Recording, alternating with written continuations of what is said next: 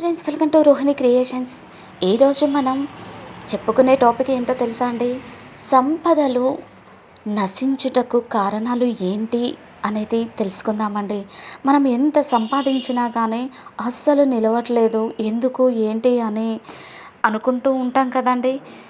దానికి కొన్ని కారణాలు ఉన్నాయండి. అవి ఏంటి అంటే, పసుపు కుంకుమలు రాసిన గుమ్మంపై కాలు మోపి గృహంలోకి అడుగు పెట్టడం వల్ల సంపదలు నశిస్తాయండి. ఇక బీరువా యొక్క తలుపులు ఎక్కువ సమయం తెరిచి ఉంచడం, తాళం వేయకపోవడం వల్ల లక్ష్మీదేవి వెళ్ళిపోతుంది, సంపదలు నశిస్తాయి. ఇది మాత్రం గుర్తుపెట్టుకోండి. ఎక్కువసేపు బీరువా తలుపులు ఓపెన్ చేసి ఉంచొద్దు, అలాగే లాక్ చేయకుండా కూడా ఉంచకండి.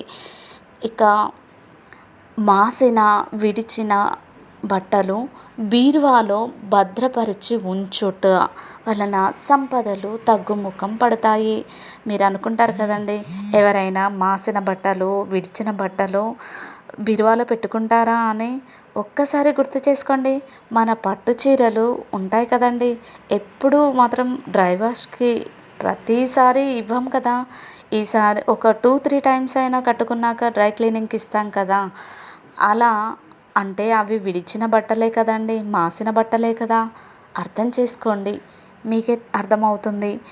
ఇక ఇంటి ఇల్లాలు గాజులు నుదుట బొట్టు ధరించకుండా ఉంటే అప్పులు ఎక్కువగా పెరుగుతాయంట.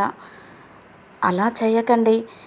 పర్వదినమున ఎందు గడపకు అంటే పండగలకు గడపకు పసుపు, గుమ్మానికి తోరణాలు కట్టకుండా ఉండడం వల్ల లక్ష్మీ కటాక్షం నశించి ఖర్చులు పెరుగుతాయి. చాలామంది పండగ సమయంలో అన్నీ చేస్తుంటారు.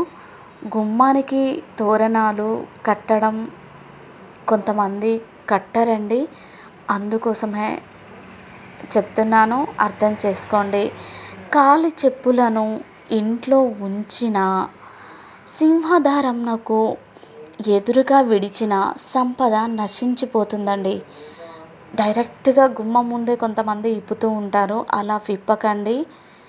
అలా విప్పితే లక్ష్మీదేవి ఇంట్లో ఉండదండి, నశించిపోతుంది, సంపద అంతా నశించిపోతుంది. అర్థం చేసుకోండి. ఈ వీడియో కనుక మీకు నచ్చినట్లయితే లైక్ చేయండి, షేర్ చేయండి, సబ్స్క్రైబ్ చేయండి.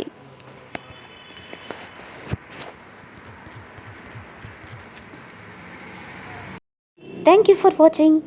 ఇలాంటి వీడియోస్ ఇంకా కావాలి అంటే ఈ ఛానల్ని లైక్ చేయండి, షేర్ చేయండి, సబ్స్క్రైబ్ చేయండి.